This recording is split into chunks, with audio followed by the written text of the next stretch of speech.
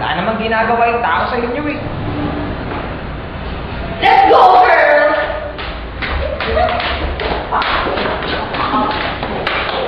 Okay ka lang?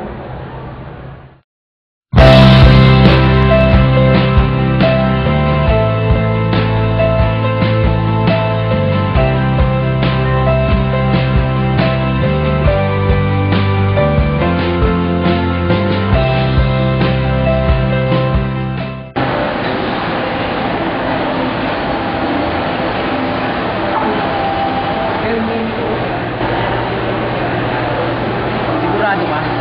Di ba, yun yung babaeng susungit na na-encounter natin dati?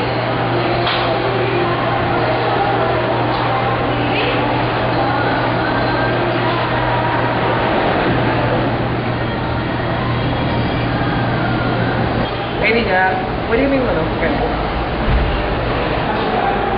Sige, wala naman ako kasama eh. Wait lang. Wait lang. Sige. Mahilig ka pala sa Greek mythology. Alam mo, paborito kong story dyan yung kila Cupid tsaka kay Psyche. Talaga? Yun din yung gusto kong story. Kita mo nga naman, parehas sa tayo.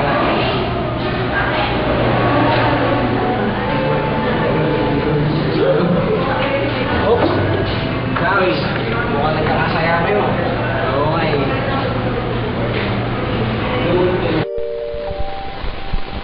5 taon na ang nakakalipas, pero paulit-ulit rin bumabalik sa isipan ko ang mga oras na sana'y inilaan ko sa mga taong nagbigay ng kulay sa buhay ko.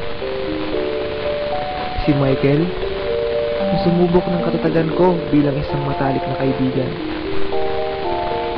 At si Rika, na nagbigay ng kulay sa buhay namin magkaibigan.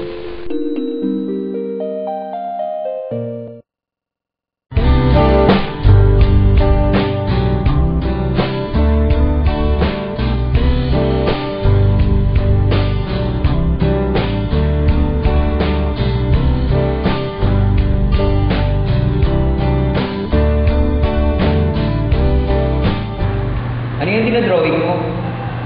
Wala. Kung ano-ano lang. Ang galing mo pala mag-sketch eh. Hindi naman.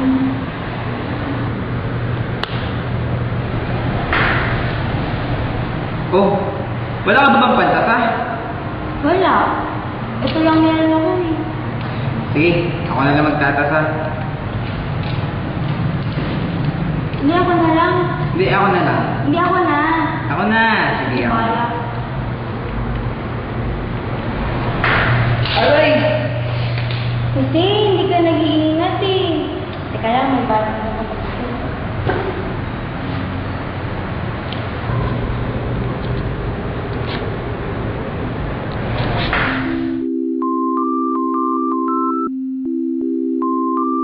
This is the moment, this is the time when you and I love collide. Will it be forever?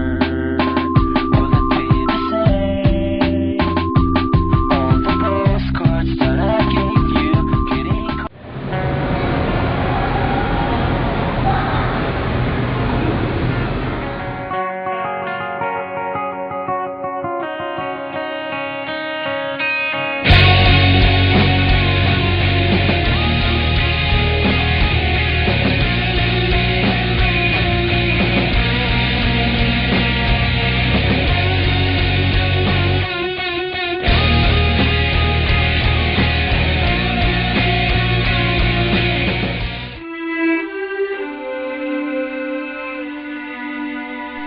Doon ko lang unang naramdaman ang kakaibang kabog ng puso mo. Kabog na nagtulak sa akin para unti-unting mahalin si Rika. Pero sa sadyang mapaglaro ang tadhana, ramdam kong bukod sa akin, ganun din ang nararamdaman ni Michael para kay Rika. Anong gagawin natin dito? Di ba tinanong mo ko kung anong gusto kong regalo sa birthday ko? Oh, Ayan, sunset. ano gagawin ko dyan? Gusto ko iguhit mo yung sunset para sa akin.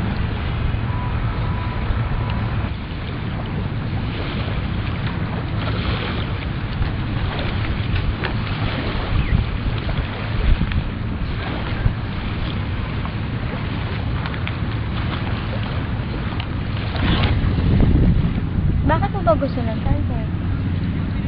Kasi nung bata pa ako, lagi kami pumupunta dito nila mom and dad. Nung buo pa yung pamilya namin, lagi kami nagpapalipas ng oras dito.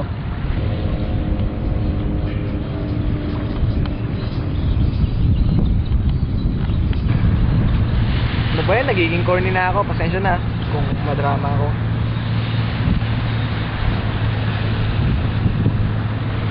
Your face lights up the sky on the highway.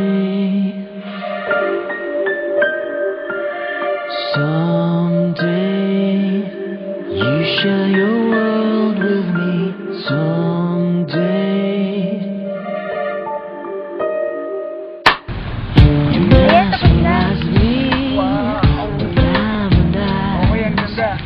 I try to fool myself to think I'll be alright, but I am losing all control. My mind, my heart, my body and my soul.